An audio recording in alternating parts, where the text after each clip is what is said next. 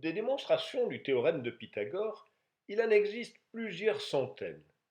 Certains collectionneurs s'en sont fait une spécialité et il en est paru des livres entiers. Alors, quelle est la meilleure? Laquelle faut-il enseigner? Question pédagogie, j'ai tendance à faire confiance à Alcide Lemoine. Il a écrit un manuel à l'usage des candidats au certificat d'études que je vous cite parfois. Voici la 152e leçon sur le carré de l'hypoténuse. Remarquez qu'il ne parle pas de Pythagore. Sa démonstration tient dans les deux figures que vous voyez. C'est une démonstration façon puzzle, un découpage si vous voulez. Il place 4 équerres identiques dans deux carrés. Ce qui reste est, dans un cas, deux carrés qui ont pour côté les deux côtés de l'angle droit de l'équerre, dans l'autre cas, un seul carré, celui de l'hypoténuse justement. À ma connaissance, on n'a jamais fait ni plus simple, ni plus visuel. Écoutez ce qu'en dit Charles-Ange Lézan, qui n'a pas l'habitude de mâcher ses mots. C'est un jeu de patience des plus simples. L'enfant qui l'aura pratiqué une fois ou deux ne l'oubliera de sa vie et ne sera jamais ni effrayé ni embarrassé à l'approche du pont aux ânes. La plus grande des âneries, c'est de compliquer les choses simples et de rendre difficile ce qui est aisé. Ça, c'est dit. Ah, mais si cette démonstration est la seule qui mérite d'être enseignée, c'est sans doute aussi la plus ancienne et la plus fréquemment répétée. Eh bien non, pas du tout. La plus ancienne trace que j'ai réussi à en trouver se trouve dans le livre d'algèbre de Sanderson, au XVIIIe siècle.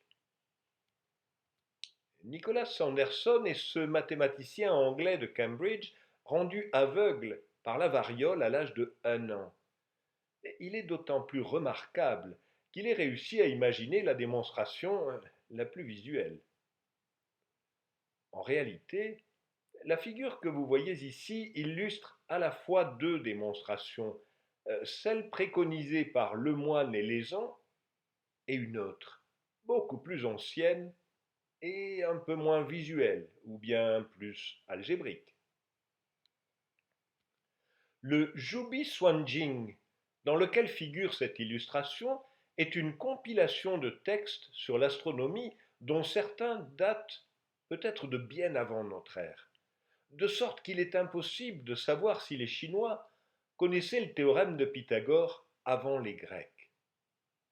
Pour Bhaskara, en tout cas, la démonstration est évidente. Voici ce qu'il en dit dans la Lilavati.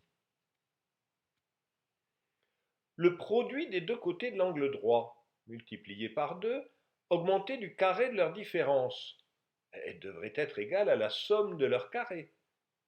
Donc, pour faire plus court, la racine carrée de la somme des carrés des deux côtés de l'angle droit est l'hypoténuse. Ainsi c'est démontré. Et sinon, quand on a placé les parties de la figure, il suffit de le voir. Et la figure dont il place les parties est la même que celle des Chinois. Il y a dans le grand carré de surface C2 4 triangles de surface totale 2AB et un petit carré oblique de côté B-A. Faites vos comptes, ça donne bien C2 égale A2 plus B2. Non, ce n'est pas tout à fait la démonstration préconisée par Lézon. Celle-là, vous la trouverez associée au nom de Bretschneider, à cause de ce livre. La géométrie et les géomètres avant Euclide, une recherche historique. Bretschneider se demande quelle démonstration Pythagore lui-même pouvait bien avoir de son théorème. Il fait l'hypothèse que ce devait être la plus simple, et en déduit donc que la démonstration de Pythagore devait être le puzzle de Sanderson. Peut-être, mais on n'a pas le moindre début de justification. Aucun écrit ne provient directement de Pythagore. Les témoignages nous viennent de plusieurs siècles après lui.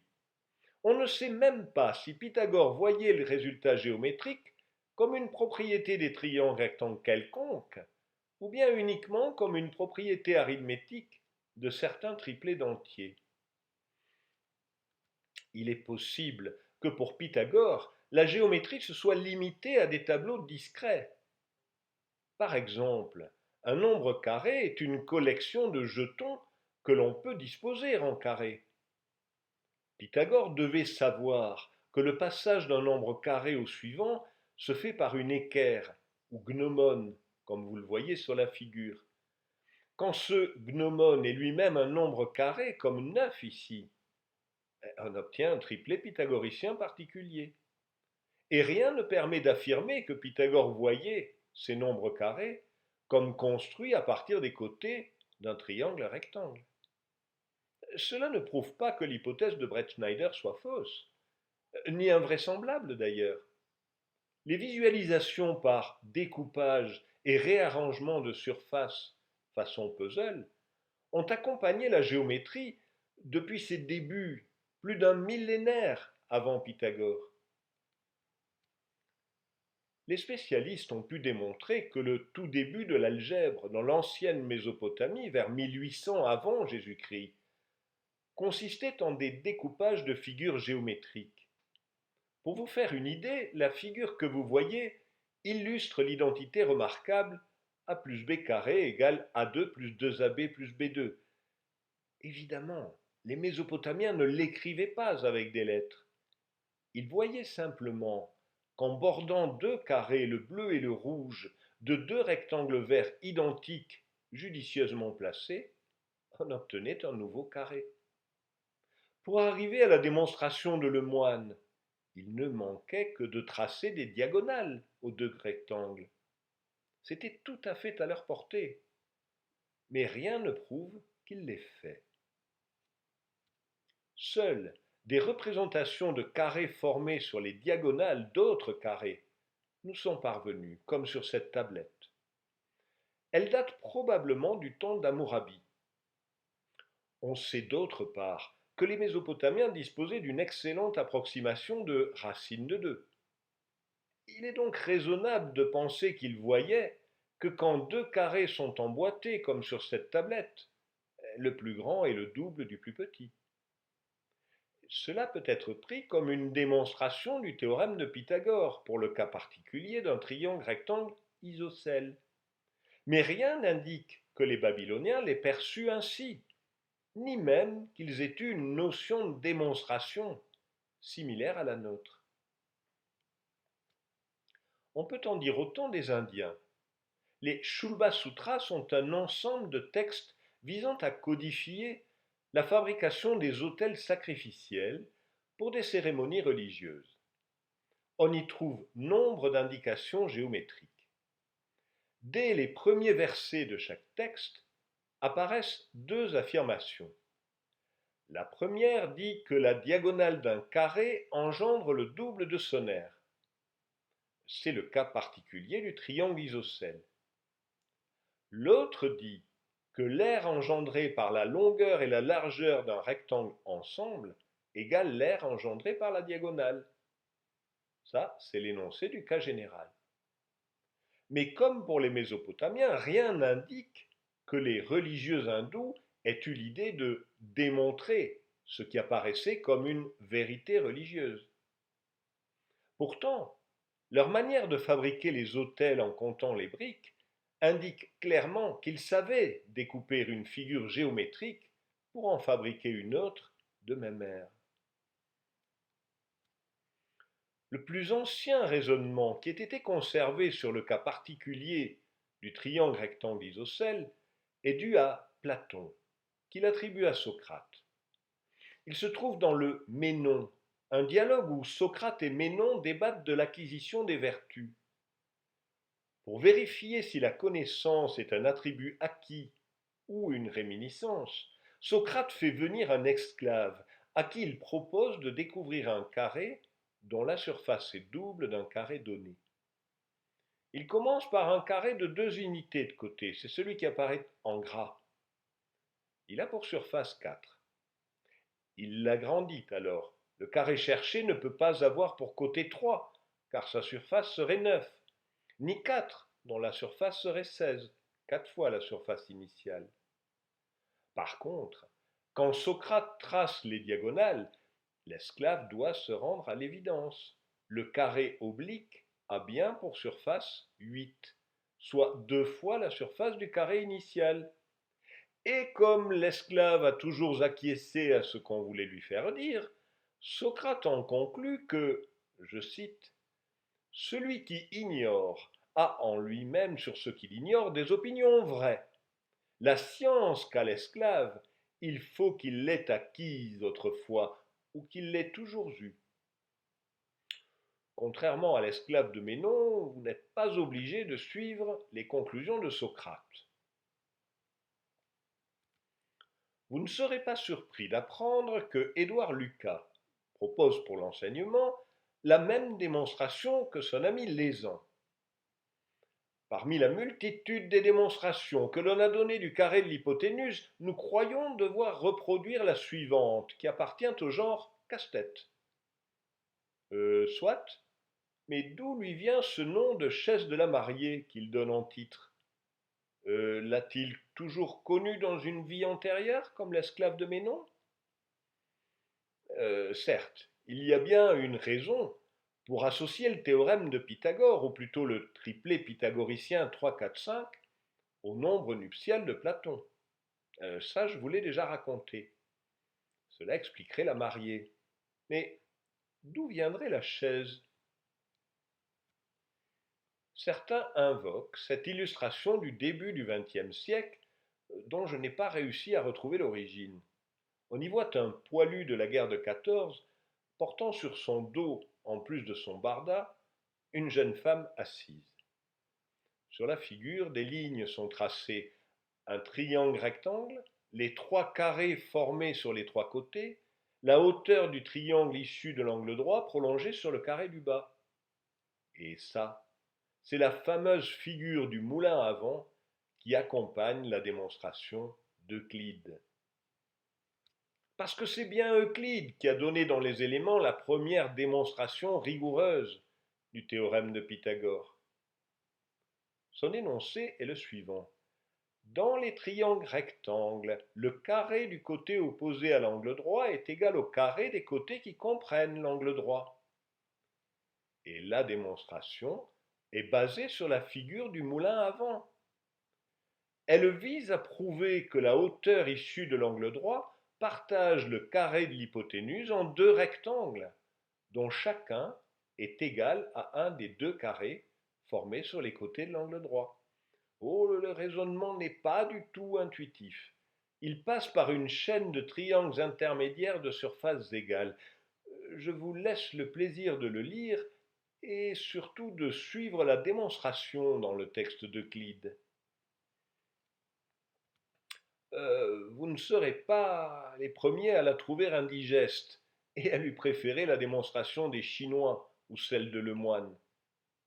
Avant vous, Arthur Schopenhauer, un des philosophes marquants du XIXe siècle, s'en était pris à Euclide en général et à cette démonstration en particulier.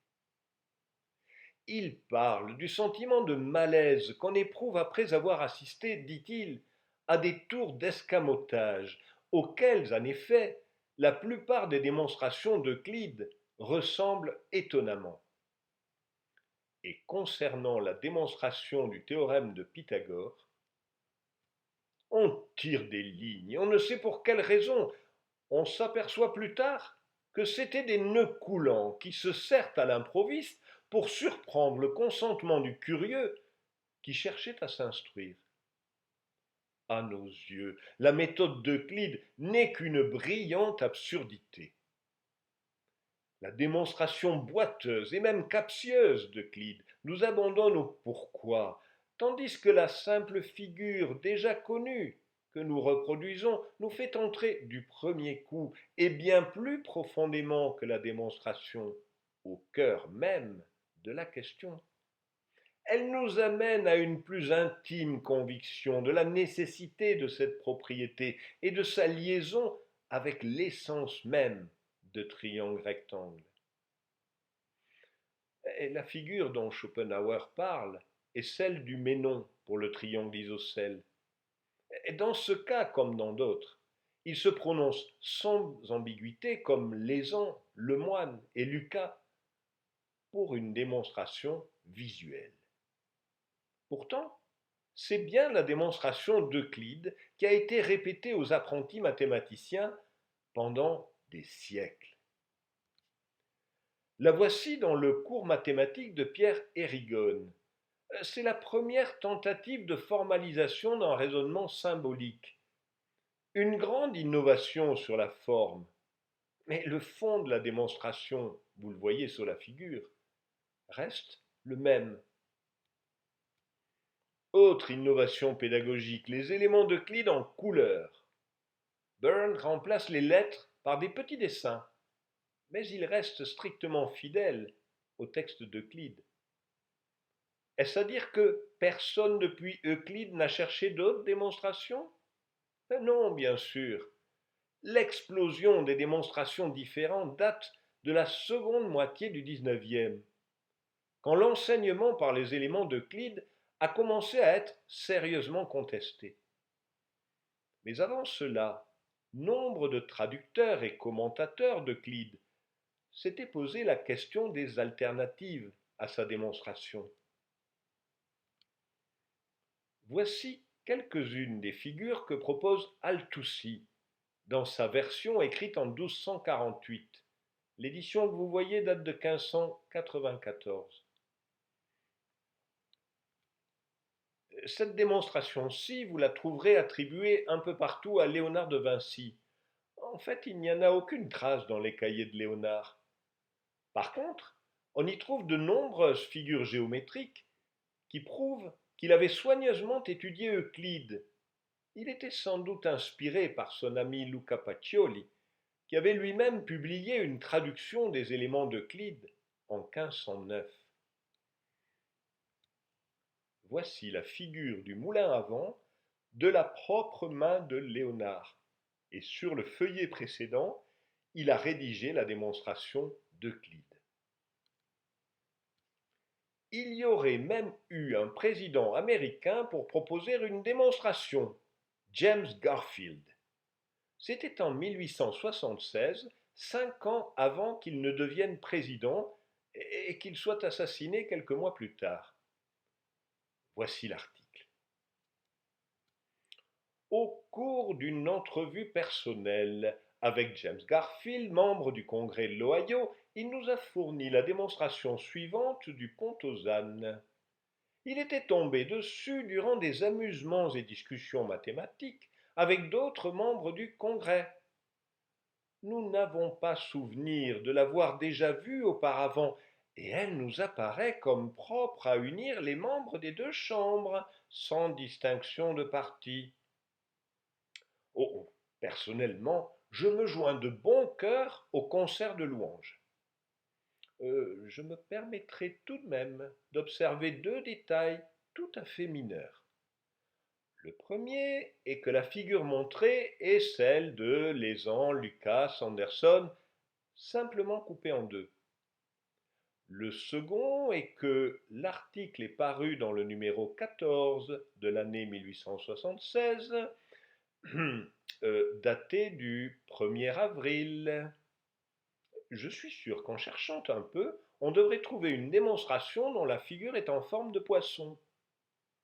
Bon, redevenons un peu sérieux.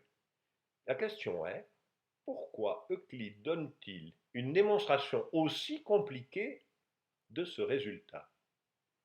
Écoutons le commentaire de Proclus, daté de 7 bons siècles après Euclide. Lorsqu'on entend parler de ce théorème, il n'est pas rare de rencontrer des gens qui, voulant montrer leur science en Antiquité, le font remonter à Pythagore et vous parlent du sacrifice que ce philosophe offrit pour sa découverte. Quant à moi, après avoir rendu aux premiers sages qui en ont reconnu la vérité tout l'honneur qu'ils méritent, je n'hésite pas à dire que je professe une admiration beaucoup plus grande envers l'auteur des éléments, non seulement pour y avoir attaché une démonstration de la dernière évidence, Mais encore, pour en avoir fait ressortir, en le soumettant à l'irrésistible puissance de sa savante analyse, un autre théorème beaucoup plus général. Allons bon, un théorème de Pythagore pourrait-il en cacher un autre? Eh bien oui, Proclus parle de la proposition 31 du livre 6. La voici. Dans les triangles rectangles, la figure construite sur le côté qui sous-tend l'angle droit est égale aux figures semblables et semblablement décrites sur les côtés qui comprennent l'angle droit. Que veut-il dire par là? Tout simplement ceci. Prenez une figure quelconque. Fabriquez-en deux autres, semblables à la première, dans des rapports d'homothétie égaux au rapport entre les deux côtés de l'angle droit et l'hypoténuse. Alors l'aire de la première figure est la somme des aires des deux plus petites qui lui sont semblables. Vous pouvez dire comme Euclide que les trois figures sont construites sur les trois côtés de l'angle droit et l'hypoténuse. Mais en réalité, ce n'est qu'une question de rapport de similitude. La démonstration que donne Euclide est lumineuse, exactement le contraire de ce que lui reproche Schopenhauer. La voici sous forme moderne. Prenez un triangle rectangle d'hypoténuse C. La hauteur issue de l'angle droit le partage en deux triangles, le rouge et le bleu, d'hypoténuse A et B. L'aire du triangle rouge plus l'aire du triangle bleu, c'est l'aire du grand triangle, bien sûr. Les trois triangles, le vert, le rouge et le bleu, sont semblables, parce que leurs angles sont égaux 2 à 2. Le rapport de similitude du rouge au vert est A sur C, du bleu au vert, c'est B sur C. Or, quand des figures sont semblables, les rapports des aires sont les carrés des rapports de similitude. Donc, A2 sur C2 plus B2 sur C2 égale 1. Et voilà. Le vrai théorème ne porte pas sur des figures carrées, mais sur des rapports de similitude élevés au carré. Mais pour en arriver là, Euclide avait besoin d'expliquer ce que sont des rapports de longueur, de définir ce que sont des triangles semblables, de démontrer que les aires de deux triangles semblables ont un rapport égal au carré du rapport de similitude, et enfin de définir ce que sont deux figures semblables, pour finalement étendre le rapport des aires à deux figures semblables. Il lui faut 5 livres et de nombreuses propositions avant de pouvoir passer du carré de l'hypoténuse aux figures quelconques. Et c'est bien dommage que les siècles suivants n'aient pas eu la patience de dépasser le premier livre. Non, c'est un peu injuste de le présenter ainsi. Il y a eu, au cours des siècles, des mathématiciens qui ont compris l'intérêt de la généralisation et qui ont même su aller plus loin. Prenez Tabit Imkura par exemple, un des grands de la maison de la sagesse à Bagdad au IXe siècle. C'est un fin connaisseur d'Euclide qu'il a lui-même traduit. Quand il écrit une épître sur l'argument attribué à Socrate au sujet du carré et de sa diagonale, il fait référence au dialogue de Ménon dont nous avons parlé plus haut. Il critique le fait que l'argument se limite au cas particulier d'un triangle isocèle, puis expose la démonstration d'Euclide avec les rapports de similitude. Il observe alors que rien n'empêche, dans un triangle quelconque, de tracer deux segments issus d'un des sommets, de manière à ce que les deux triangles ainsi formés, le rouge et le bleu, soient encore semblables au triangle initial. Et le même argument sur les rapports de similitude conduit à une autre expression de la somme A2 plus B2. Imkura considère cela comme une évidence et ne se donne même pas la peine de détailler la démonstration. Et comme d'habitude, le résultat a été oublié pendant un assez grand nombre de siècles pour être retrouvés ensuite par les Européens. En l'occurrence, le premier à donner un résultat qu'on peut considérer comme équivalent à celui d'Imkura est John Wallis. Mais ce n'est pas de lui dont je voudrais vous parler pour terminer. Le résultat d'Imkura se trouve aussi dans un article paru dans le Journal des savants en mai 1730. Il avait été lu l'année précédente à la Société des Arts. Regardez la présentation. La pièce suivante est d'un des fils du célèbre monsieur Clairaut. Ce fils, âgé seulement de 13 ans, est le cadet d'un frère qui n'en a que 16, auquel, à cause de sa science dans les mêmes mathématiques, le roi vient d'accorder une dispense d'âge pour être reçu dans l'Académie royale des sciences à la première place vacante. Ce frère nanti d'une dispense royale pour entrer à l'Académie des sciences, c'est Alexis Clairaut. Je vous en parle assez souvent. Il avait donc un frère cadet dont l'histoire n'a pas retenu le prénom et qui avait tout autant profité que lui des leçons du père. Malheureusement, Clairaut le cadet n'a pas eu le temps de se faire un prénom. Il a été emporté par la variole en 2 jours, en décembre 1732. Il avait tout juste 16 ans. Une démonstration peut en cacher une autre. Un théorème peut en cacher un autre. Un frère Clairaut peut en cacher un autre. Finalement, cette histoire était pleine de faux-semblants. Que reste-t-il d'autre? À quoi se raccrocher sinon la brillante absurdité d'Euclide?